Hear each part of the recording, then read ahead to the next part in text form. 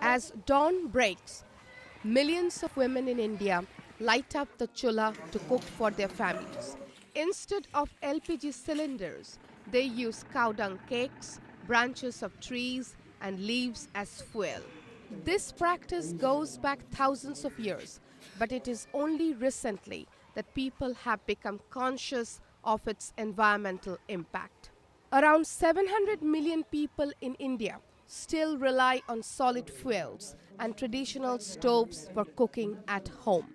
The smoke from this causes indoor air pollution, resulting in PM 2.5 readings as high as 600. This is over 10 times the acceptable rate. Household air pollution from cooking is responsible for 4.3 million deaths around the world, with nearly a quarter of these deaths taking place in India. Primarily, children and women are the biggest sufferer of this. Children suffer repeated respiratory infections. When children are born, and if the mother, for the greater length of her gestation, she is exposed to high levels of 2.5, the children are expected to be lower in weight. And in India, it is very interesting. Almost 1/3 of our children are low birth weight. And environmental pollution contributes a large extent to this. Similarly, it has been seen that these issues like asthma, issues of other respiratory infections in older population, which is called chronic obstructive lung disease, all these diseases increase. There is recently evidence that even cancers may increase when people are exposed to unclean air. In an attempt to deal with this, in the union budget, the Indian government has promised subsidy worth Rs 25,000 crore to facilitate LPG connects to poor households. Over 3 years till 2018-19, the government says it will provide 500 crore LPG connections to women belonging to the below poverty line families. Experts consider this to be an unprecedented step.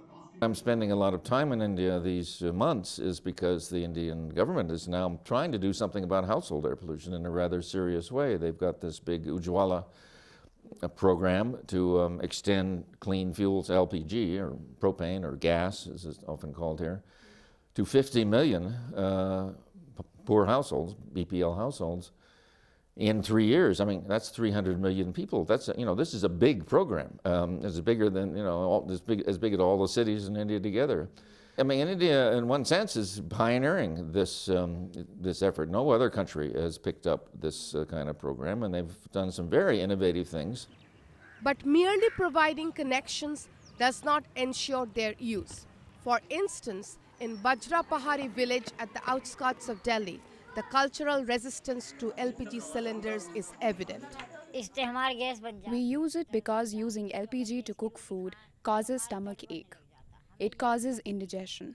We have headache. Our eyes water, but we have gotten used to cooking in chulhas. We all have gas cylinders. It is not about not having the money. Cow dung is available at home.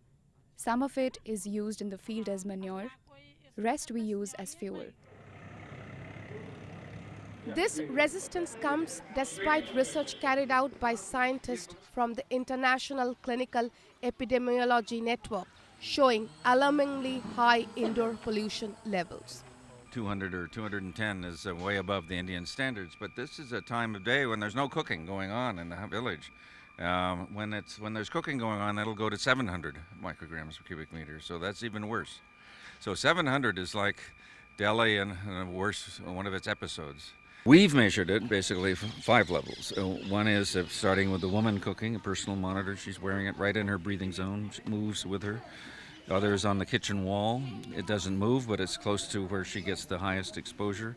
Another is on the top of the house in the village that it represents the ambient pollution in the village. And the fourth is the drone. It gets the vertical distribution of the pollution. And the fifth is a monitor outside the village to see how much is coming from the village. The discussion over pollution has for long fixated over the urban nature of the problem.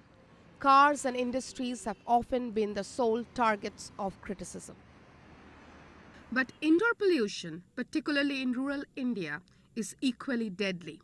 And combating this will not just need provision of infrastructure such as LPG cylinders, but also combating deep-rooted cultural belief. This is Madhumita Saha reporting for WION from Palwal.